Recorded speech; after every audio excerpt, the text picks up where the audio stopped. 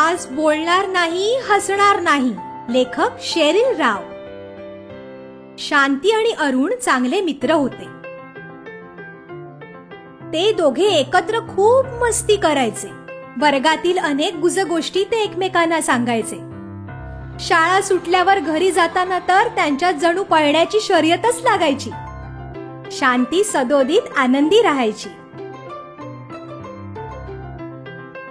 एक दिवस शांती अतिशय शांतपणे कोणाशीही न बोलता अगदी खाली मान करून वर्गात आली. ती खूपच खिन्न दिसत होती. तुला कोणी रागावले आहे काय? अरुणने तिला विचारले. यावर शांतीने फक्त नाही असे डोके हलविले. वर्गात येऊन वर न पाहताच ती बाकावर बसली. वर्गात मिस सोना यांनी जेव्हा उपस्थितीच्या वेळी तिचे नाव घेतले तेव्हाही तिने उपस्थित असा प्रतिसाद दिला नाही. मिस सोना यांनी दुसऱ्यांदा शांती कुमारी असे जरा मोठ्या आवाजात पुकारले तेव्हा तिने उपस्थिती सूचक फक्त तिचा हात वर केला. तुझा घसा दुखतोय का? तिच्या शिक्षिकेने विचारले.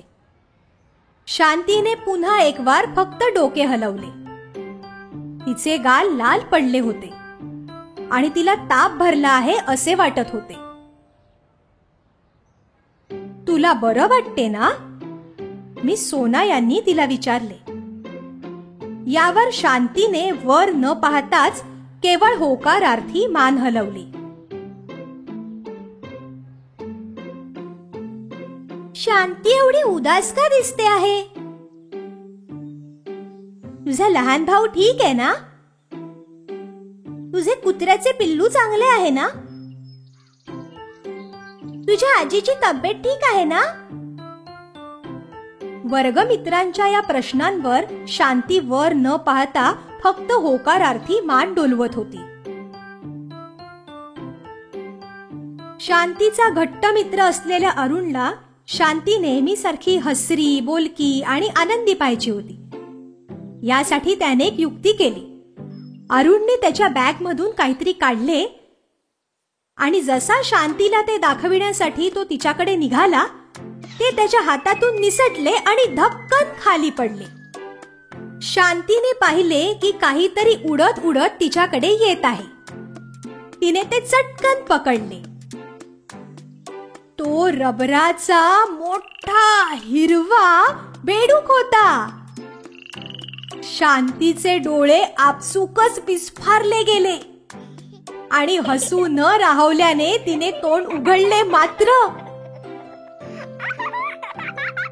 त्या क्षणी अरुण आणि तिच्या वर्गमित्रांना ती वर्गात आल्यापासून कोणाशीही का बोलली नाही की हसली नाही याचा उलगडा झाला.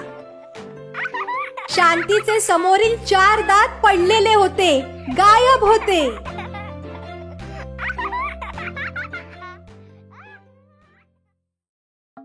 बरं का, या व्हिडिओला पसंत करायला आणि त्या सोबत सामायिक करायला विसरू नका आणि खालील बाजूस आपले मत नक्की नोंदवा.